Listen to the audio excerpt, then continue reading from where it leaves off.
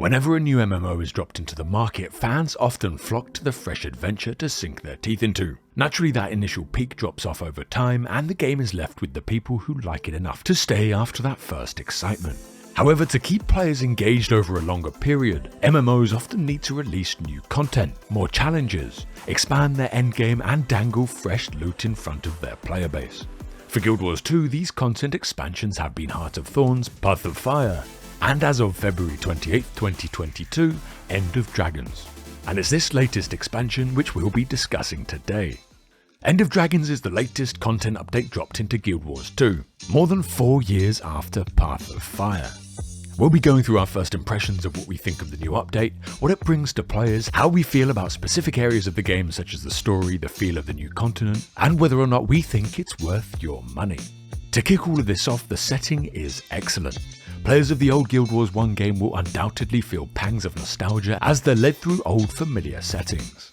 And newer players will be presented with a colourful, vibrant and atmospheric Asian-inspired continent, brought alive by the abundance of NPCs and excellent music and sound design. The only thing letting all of this down at this point is the game's engine, which really is starting to show its age. And while ArenaNet have done a great job with the continent of Cantha, it really feels at this point that they're hindered by the fundamental limitation of the game's engine, which struggles to make it feel like something released in 2022. Without giving away too much of the plot, the story does a good job of weaving in old characters and brand new ones. The familiar friends and NPCs that you bring with you provide some nice emotional hooks, and the new characters you're introduced to both build on these strong bonds, and do a great job of guiding you through the world and give it context. And the new story is good. It's not bad, but we wouldn't say it's great either. Too often we felt like the boss fights and missions were excessively drawn out, taking far longer than you'd expect them to take for no real reason or with any value added to the player. And after this happened time after time, we began to ask ourselves if it was an intentional method used to draw the game out and make it feel longer. But whether or not that is true, it's one of the downsides of the overall experience, often making fun little puzzles and encounters just feel long and tedious. All of these things, coupled with the addition of the new elite specializations for each profession, new methods of transport, fishing, the little jade robot that you get, the renewed player base flocking to new content, and the map to explore all came together to make an enjoyable expansion for Guild Wars 2. Whether it will keep players for the long haul is yet to be seen. We both personally thought it was great to jump back into the game, and it was good content to jump back into, especially both having played Guild Wars 1. But the game is now showing its age, and it's unclear if there's enough content here to keep players engaged long past the end of the new story. The next installment of Guild Wars 2 has come at a time where the game could really do with a fresh wave of new content, even though ArenaNet have always managed to trickle in extra updates in between expansion releases. Today you can now visit Cantha, a beautiful land first explored by players in the Guild Wars 1 Factions expansion, and now we have a much anticipated revisit. But as it's set so far in the future, there are big differences, the main one being the technological modernisation of the landscapes, in an era of evolving capability and Jade technology introduced with End of Dragons. The music, as expected, captures the ambience in the environments well, and both together make an open world that is a pleasure to explore, with all the same map exploration elements like hearts, vistas, waypoints and events to get through. The core story content is 15 chapters long, and with it you get a continuous RPG style experience that can be played through from start to finish solo or with friends.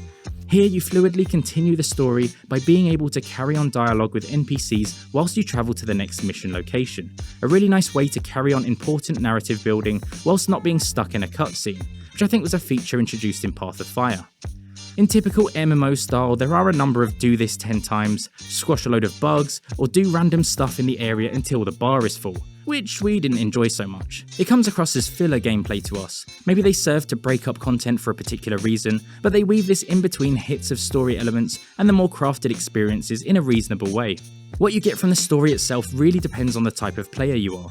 If you're into following all the script and keeping up with everything going on, there are actually a lot of really great moments. Some so good it shocked me into wanting to discuss the context with bias before moving on. But if you're more into the new mechanical gameplay elements, it could be seen as more of the same. Bosses and elite enemies felt overly meaty, and the mechanics were no more engaging than normal. At one stage there was a mission that served as a series of puzzles, almost as a sort of escape room. We feel it missed the mark, lacking any sort of depth. but left a light of hope that the systems in place have the potential to bring in some really interesting puzzle content in the future. In general, there's no sense of pride getting through any of the story. Completion is an inevitability as you, for example, fight this boss and die only to respawn at full health in the middle of the fight. In this sense, I guess it caters to the full spectrum of players. If you want to stick a show on the side monitor and coast through, you can. There's no real opportunity for failure, at least until you get to the expansion's endgame elements. And at this point, you better expect failure, particularly where the meta event is concerned. This is where all players on a particular map have an opportunity to do a number of pre-quests that slowly progress to a final boss phase. It seems that the success of the encounter in general requires preparation and a level of understanding beyond just hitting the enemies with your damage rotation, which is why we had struggled with it for so long, but its difficulty seems to have split the community, who have varying expectations. Successfully completing it was the requirement for obtaining the Siege Turtle, a new two-person mount. It has been so difficult, I assume to many other PvE casuals, that it's something ANET themselves have recently addressed, by adding a vendor selling the mount for one of the End of Dragons currencies instead. We also have the addition of 4 new strike missions, with challenge modes for them coming in a future update, providing a few more options for endgame raid-like activities. Now to run through all this content, every class has a new specialisation.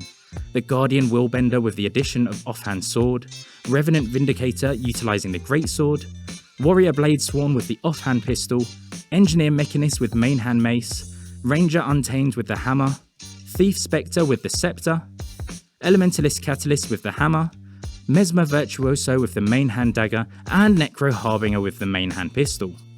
We have played a fair bit with a few classes, mainly as Ellie and Engineer so far, and really enjoyed the change of pace each elite spec provides. Every class at this point has a number of really different ways to play the game, which is good variability to have, and we're keen to get into the capabilities of each new elite spec a lot more, maybe for a video down the line.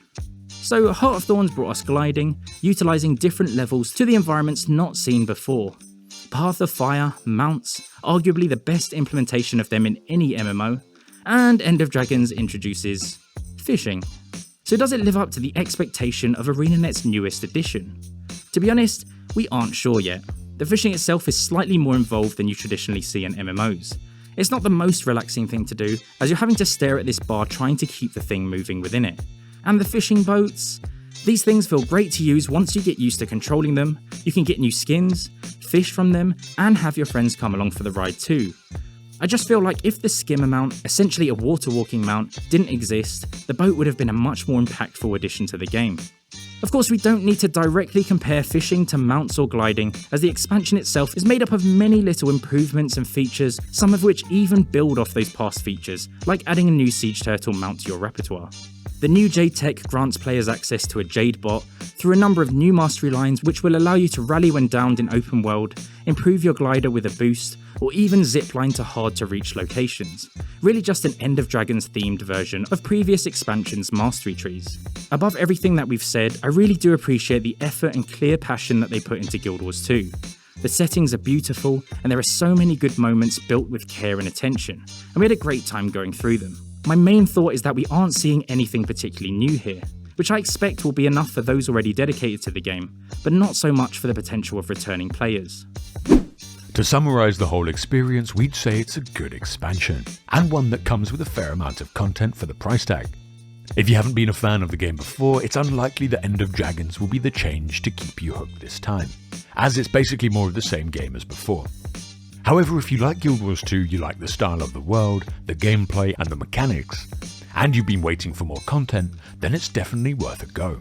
The profession specializations unlock a lot of new potential for each class, and the opportunity to learn a new playstyle. And the story content is a nice addition to the large amount of content already available in the game. On top of this, the environment is well designed. It looks great considering the old engine, and the music and sounds really top off the overall experience, whether you're exploring, fighting, doing puzzles or completing missions. Let us know down in the comments what you thought of the game. We're the Bullet Sponges, and we'll see you in the next one.